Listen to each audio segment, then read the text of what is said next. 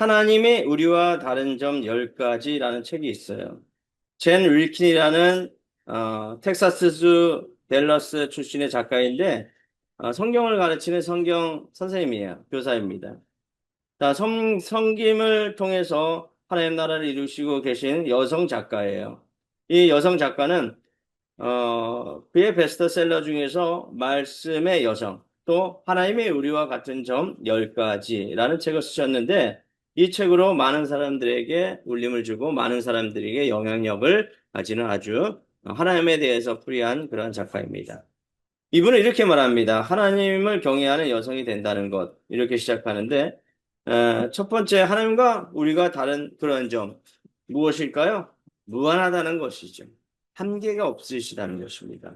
우리는 한계를 정하지만 우리 하나님은 한계가 없으신 분이에요.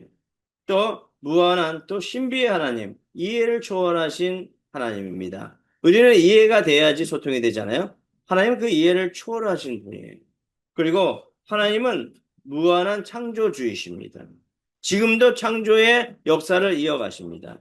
그는 스스로 계신다고 얘기하죠. 스스로 계신 분 바로 여호와 하나님입니다. 그리고 스스로 만족하십니다.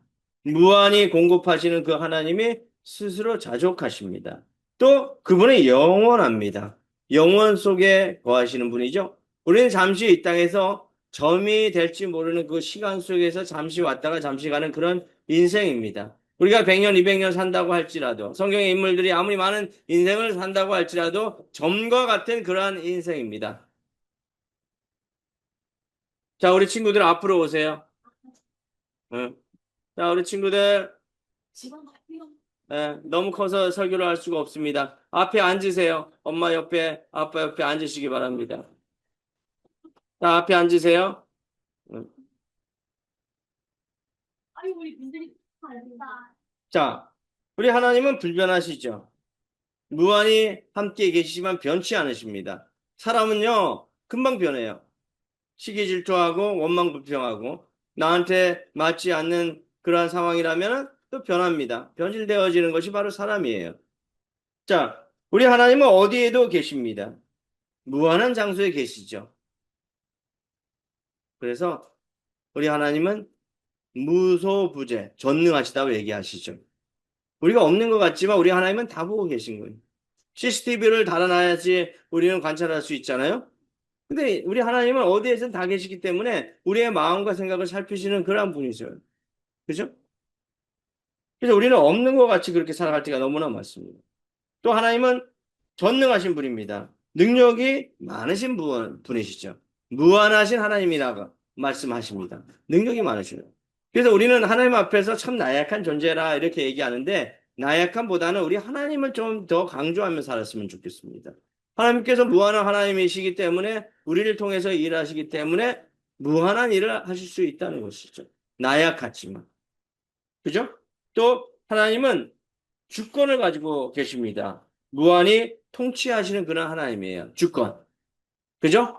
하나님의 주권 앞에서는 우리는 아무것도 할 수 없는 그런 존재입니다. 특별히 천지의 만물을 운행하시는 그분 앞에서 태풍과 자연재앙을 통해서 우리는 너무나 어렵고 힘든 나날을 보낼 때가 너무나 많습니다.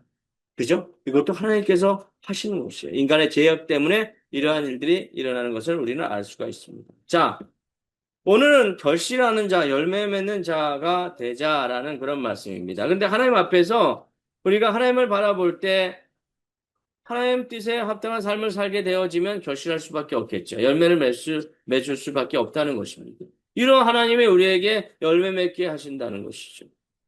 주님 안에 있다면. 하나님 앞에 거한다면 하나님께서는 우리에게 열매 맺게 하신다는 것입니다. 그런데 우리는 이 세상을 열매 맺기 위해서 어떻게 살아야 될까요? 그죠? 한번 곰곰이 생각해 보았으면 좋겠습니다. 자, 떠들지는 마시고요. 자, 우리 친구들 앞에 오라는 것은 떨지 말라고 앞에 오라는 거예요. 자, 그러면 선한 열매를 맺는 사람은 어떤 사람입니까? 선한 사람이에요. 그죠? 악한 열매를 맺는 사람은 악한 사람이에요. 그럼 그 구분은 무엇을 보아 알 수 있습니까? 열매를 보아 알 수가 있습니다. 자, 나무도 그 열매를 보면 무슨 나무인 줄 알 수 있습니다. 자, 어떤 나무에 사과나무가 열려요. 무슨 나무예요? 사과나무예요. 배나무가 열립니다. 배나무예요. 뿌리 보고는 알 수 없지만 그 열매를 보면 그 나무를 알 수가 있습니다. 그 열매가 병들었어요. 그 나무는 무슨 나무예요? 병든 나무예요. 자, 그런데 하나님께서는 열매 맺기를 원하시는데 좋은 열매, 그리고 많은 열매를 맺기를 원하신다는 것이에요. 그러면 그 열매를 잘 맺으려면 토양이 좋아야 돼요. 땅이 좋아야 한다는 것이죠. 사과나무 한 그루를 키우기 위해서는 그 토지를 열심히 개간합니다. 그리고 충분히 물을 주고요. 충분히 거름을 줍니다. 그랬을 때 그 사과나무는 든실하게 자라고 또 병충해에 감염되지 않도록 때때로 약을 쳐줍니다. 그렇죠. 관리가 필요합니다. 잘 관리된 그 나무는 무슨 열매를 맺을까요? 건강하고 맛있는 사과 열매를 맺게 되는 것이죠. 이해되시죠? 그죠? 자, 토양이 무엇보다도 중요하다는 것을 알 수가 있습니다. 비옥하면 비옥할수록 좋은 열매를 맺는다는 것이죠. 우리 요한복음 15장에 보면 농부와 포도나무 비유가 나옵니다. 이 농부는 하나님이셔요. 그리고 참 포도나무는 예수님입니다. 우리는 거기에 붙어 있는 가지입니다. 그렇죠?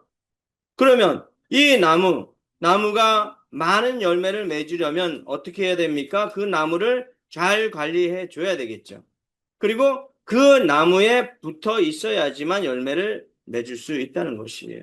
우리가 참 포도나무이신 예수님 그 안에 가지가 되어서 붙어 있어야지 열매를 맺을 수가 있는데 붙어 있지 아니하면 어떠한 결과가 옵니까?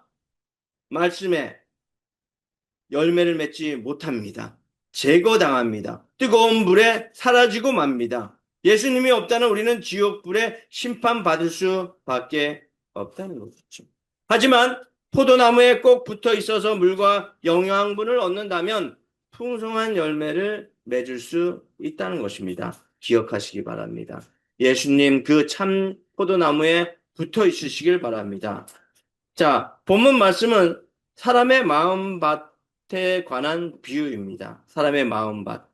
우리 하나님 아버지께서 생명의 씨앗을 우리 마음밭에 뿌리시고 계십니다.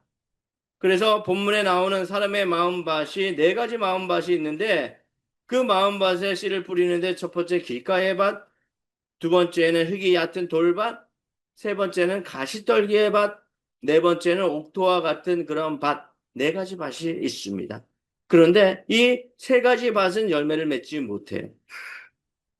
열매를 맺지 못합니다. 그렇다면 결실하는 열매를 맺는 그 가지, 그리고 그러한 결실하는 자는 어떠한 사람일까요? 결실해야 되잖아요. 열매 맺어야 합니다. 하나님께서 많은 열매를 맺으라고 말씀하십니다.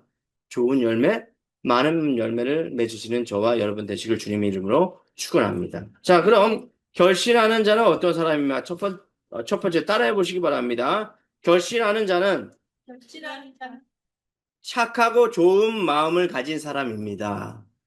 좋은 마음을 가진 사람입니다. 네. 착하고 좋은 마음을 가진 사람이 열매를 많이 맺을 수가 있다는 것이에요. 그것을 마음밭으로 비유했어요. 본문에서는 옥토와 같은 그런 마음밭인데 그 옥토와 같은 마음밭은 바로 착하고 좋은 마음을 가진 사람이라는 것입니다. 우리 8절 보시겠습니다. 더러는 좋은 땅에 떨어짐에 나서 백배의 결실을 하였느니라. 자, 이 말씀을 하시고 외쳐서 외치시되 들을 귀에 있는 자들은 들을지어다. 자, 듣는 사람은 듣는다는 것이에요. 아무리 하나님의 말씀을 전파하고 전해줘도 듣지 못하는 사람은 듣지 못하고 깨달지 못해요. 그래서 믿음은 선물이라고 얘기하잖아요. 아무리 믿음을 가지려고 애써도 믿음이 생기지 않는 걸 어떻게 합니까? 여러분들은 축복받은 자입니다. 할렐루야? 네, 할렐루야. 축복받은 자입니다. 자, 마음밭이 좋은 땅. 세 가지 단점들이 모두 제거된 방입니다. 흙이 부드러워서 씨앗이 뿌리를 내리는 그런 땅입니다. 자, 돌덩이가 없어 뿌리가 깊이 뻗어 물과 영양분을 충분히 공급받는 그러한 밭입니다. 새싹의 줄기를 가로막는 가시떨기가 전혀 없습니다. 그 결과 좋은 땅에 뿌려진 그 말씀의 씨앗은 많은 열매를 맺게 되는 것이죠. 이렇게 착하고 좋은 마음씨를 가진 사람들은 예수 그리스도를 굳게 믿습니다. 그리고 성숙된 마음의 변화를 이루어 나갑니다. 거룩화되어지는. 우리 예수를 믿는 사람들은 믿음에서 끝나는 것이 아니라 성화의 과정을 거친다고 얘기하죠. 거룩한 삶을 살아가는 것입니다. 거룩한 삶을 살아가는 그런 사람은 거룩한 열매를 맺게 되게 되어 있으시죠. 그렇죠. 그래서 마음씨가 착하고 좋은 마음씨를 가진 사람은 좋은 열매, 착한 열매를 맺게 되어지는 것이에요. 그 마음속에 그런 마음으로 살아가게 되는 거니까 선을 베풀게 되어지고, 그죠? 선을 베풀게 되어지니까 선한 사람이 되어지고, 또 죄를 짓지 않습니다. 죄를 짓지 않으니까 죄의 열매가 없습니다. 그렇죠, 그죠? 거룩한 인생을 살아가는 그러한 사람입니다. 여러분, 저와 여러분이 그러한 사람이 되기를 원합니다. 우리 15절을 보면 좋은 땅에 있다는 것은 착하고 좋은 마음으로 라고 기록되어 있죠. 그죠? 착하고 좋은 마음을 가져야 한다는 것이죠. 자, 가장 첫 번째 우리 마음밭에 보면 길가에 있는 그러한 마음밭이 있습니다. 씨를 뿌리는 자가 그 씨를 뿌리는데 길가에 뿌리는 것이에요. 자, 길가에 뿌리면 어떻게 됩니까? 사람들에 의해서 밟힙니다. 열매를 맺을 수 있을까요? 전혀 맺을 수가 없어요. 공중의 새들이 먹어서 그 씨앗이 자라지 못하게 하고 생존하지 못하게 합니다. 여기에서 길은 여행객들이 지나가는, 자주 지나가는 그런 길이에요. 부드러운 흙이 있는 땅이 아닙니다. 많은 사람들이 오가기 때문에 많은 사람들에게 밟히고 딱딱하기 때문에 뿌리를 낼 수가 없는 그러한 땅입니다. 결국 이 씨앗은 하늘을 날아다니는 새가 먹고 먹잇감이 되어버리는 것이죠. 자, 여기 본문에 하늘을 날아가는 새는 무엇이냐 하면 마귀예요. 사단입니다. 마귀가 그 씨를 빼앗아 열매 맺지 못하게 하는 것이에요. 우리 사단 마귀는 얼마나 영악한지 많은 사람들을 지옥에 빠뜨리려고 재물로 유혹해요. 권력으로 유혹합니다. 명예로 유혹해요. 그것이 이생의 자랑 아닙니까? 안목의 종료가 아닙니까? 이런 것들로 열매 맺지 못하도록 만드는 것이 사단 마귀가 되는 것입니다. 여러분, 씨앗을 먹는 공중의 새, 그 사단의 그 계략에 빠지지 않기를 주님의 이름으로 축원합니다. 말씀대로 살지 못하게 날마다 우리를 유혹하게 하는 그러한 사단입니다. 그래서 우리는 영적 분별을 가져야 해요. 영적 성장을 할 수 없도록 그렇게 막아버리는 이 사단의 계략에 빠지지 말아야 된다는 것이에요. 그래서 때로는 대적해야 합니다. 그죠? 사단의 계략을 우리가 분별해야 되고 그 계략을 알아야 된다는 것이죠. 여러분, 신앙생활 하는데 10년, 20년 열심히 신앙생활 하는 것 같이 보이지만 삶의 변화가 전혀 없어요. 교회를 다니긴 다니지만 인생에 변화가 전혀 없는 그런 사람들이 있어요. 세상 사람들과 다를 바가 없어요. 교회만 나가면 똑같이 세상 사람들과 똑같이 생활합니다. 이러한 사람들, 여러분들 열매 맺을 수가 있을까요? 열매 맺을 수가 없습니다. 하나님의 말씀을 듣지만 그 말씀이 전혀 뿌리를 내리지 못하는 그러한 경우를 볼 수가 있습니다. 우리의 마음이 이렇게 굳어버린 마음은 아닌지요? 우리 자신을 한번 돌아보았으면 좋겠습니다. 할렐루야. 아멘. 우리 두 번째예요. 두 번째, 이 열매 맺는 사람은 어떤 사람이냐 하면은 말씀을 잘 지키고 말씀을 잘 듣는 사람. 다시 한번 말씀드리겠습니다. 먼저는 말씀을 듣고 그 말씀을 지키는 사람이 열매 맺는 사람이라는 것이죠. 따라해 보시기 바랍니다. 말씀을 잘 듣고 말씀을 잘 지키는 사람입니다. 네, 우리가 한번 이러한 삶을 사시기를 원합니다. 말씀을 잘 듣고 말씀을 잘 지킵시다. 자, 이러한 사람들이 열매를 맺는다는 것이죠. 자, 15절이에요. 좋은 땅에 있다는 것은 착하고 좋은 마음으로 말씀을 듣고 지키요. 자, 열매 맺는 사람이에요. 좋은 땅에 있는 사람이에요. 옥토와 같은 그러한 밭에 있는 사람이에요. 중요한 것은 우리가 옥토와 같은 그런 밭을 기경해야 되는 것이 중요하지만 더 중요한 것은 그러한 밭이 되었을 때 우리는 말씀을 잘 어떻게 해요? 들어야 돼요. 그리고 그걸 지켜야 돼요. 말씀을 듣는데 그 말씀을 듣긴 듣는데 그 말씀이 내 마음대로 해석해요. 내 상황에 맞추어서 해석해요. 그걸 잘하는 분들이 누굽니까? 바로 이단들이에요. 이단. 말씀은 66권인데 그 말씀 중에서 내가 필요한 말만 딱 건지죠. 그죠? 여러분 뉴스 보시면 많은 사람들이 그 뉴스에서 농락당하고 또 어려움을 겪게 되는데 그 말씀에 필요한 말만 딱 꺼내가지고 그 사람이 얘기했던 그 부분을 딱 체크해서 그 사람을 공략해요. 그죠? 이런 식으로 이단은 그렇게 우리를 공략하고 우리를 시험에 들게 합니다. 그래서 말씀을 하나님 말씀대로 그대로 들어야 돼요. 요즘 성장하는 교회 교단이 두 군데가 있다고 합니다. 바로 이단들. 그리고 순복음 교회가 성장한다고 이야기해요. 순복음 교회는 하나님의 말씀대로 그 말씀을 듣고 그 말씀을 지키려고 했습니다. 이단도 마찬가지죠. 그 말씀을 듣긴 듣는데 잘못 해석하고 잘못 자기들의 편의에 따라서 사용하는 것이죠. 끝이 다르다라고 해서 이단이라고 얘기합니다. 그래서 여러분들 66권의 말씀을 잘 들어야 합니다.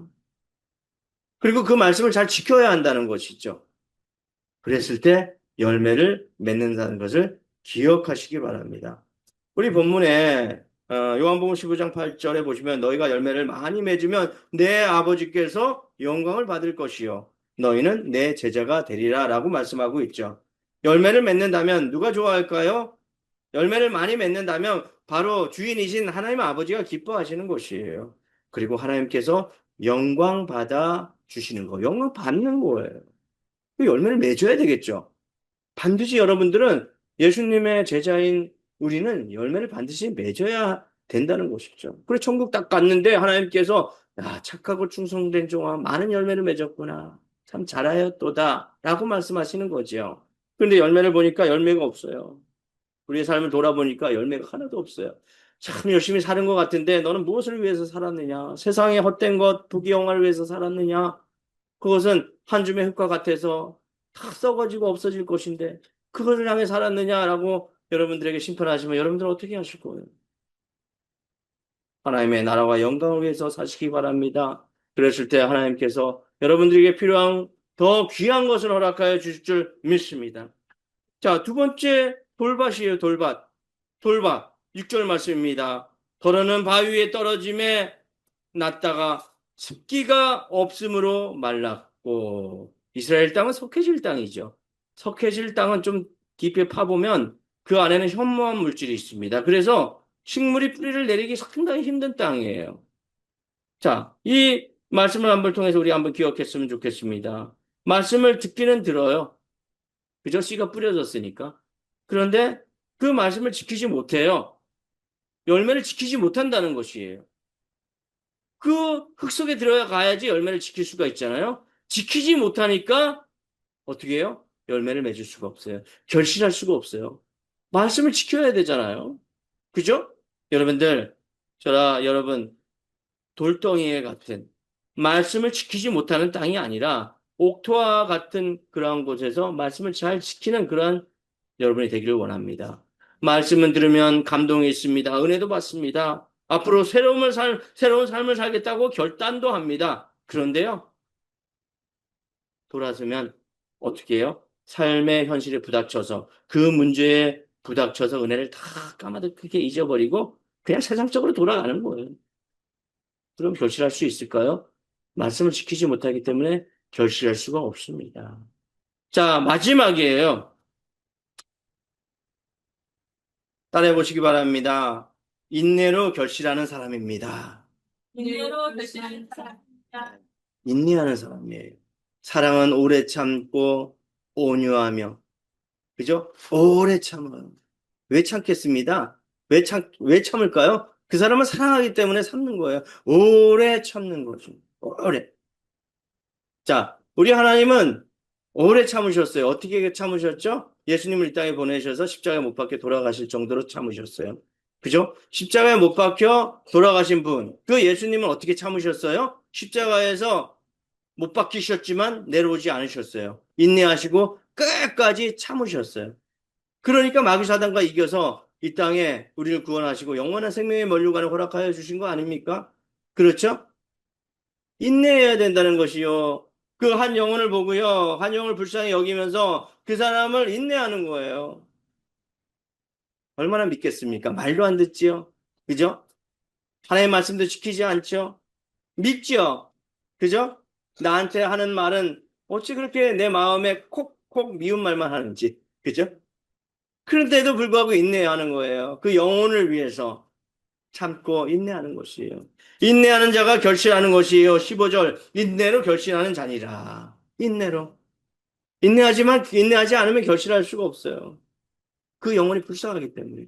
그죠? 그리고 난 다음에 우리 시편 125편, 126편 5절 말씀, 126편 5절. 눈물을 흘리며 씨를 뿌리는 자는 기쁨으로 거두리로다. 눈물을 흘리며 씨를 뿌려요. 무엇을 얘기하겠습니까? 눈물을 뿌린다는 것은 인내한다는 것이에요. 참는다는 것입니다. 씨를 뿌리는 것이에요. 여러분 봄에 씨 뿌려봤죠? 그죠? 네, 씨 뿌려보니까 어떻습니까? 힘들어요. 농사를 많이 지으면 지을수록 그 고통은 이루 말할 수가 없어요. 그래 시골에서 뭐 몇천 평이 아니라 뭐 만 평, 이만 평, 삼만 평 이렇게 농사를 지었어요. 그런데 끝이 안 보여요. 호미를 갈아도 보리를 갈아도 여기서부터 저기까지 끝이 안 보여요. 그런데요, 5, 6월 달 되면 그 보리를 추수합니다. 얼마나 기쁜지 몰라요. 얼마나 기쁜지. 또 7월, 8월, 9월 되면 또 수확을 합니다. 많은 것을 뿌렸으니까 또 많은 열매가 있겠죠. 얼마나 기쁜지 몰라요. 근데 그 과정은 인내의 과정이 필요하다는 것이죠.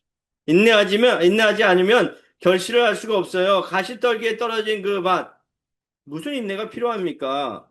세상을 살아가는데 염려가, 또 세상을 살아가는데 돈의 유혹이 우리의 삶에 파고듭니다. 내가 더 가지고 싶은 그 욕심에 무슨 인내가 필요해요? 그것을 따라가는 거죠. 그렇죠? 인내할 수 없는 믿음이에요. 그런 믿음으로 살아갈 때 욕심의 가시떨기, 염려의 가시떨기, 이러한 가시떨기 잘라버려야 되지 않습니까? 그랬을 때 우리에게 평안이 오고 결실하는 그러한 계절이 오는 것이에요. 결실하시기 바랍니다. 먼저는 하나님께서 기뻐하십니다. 할렐루야! 기도하겠습니다.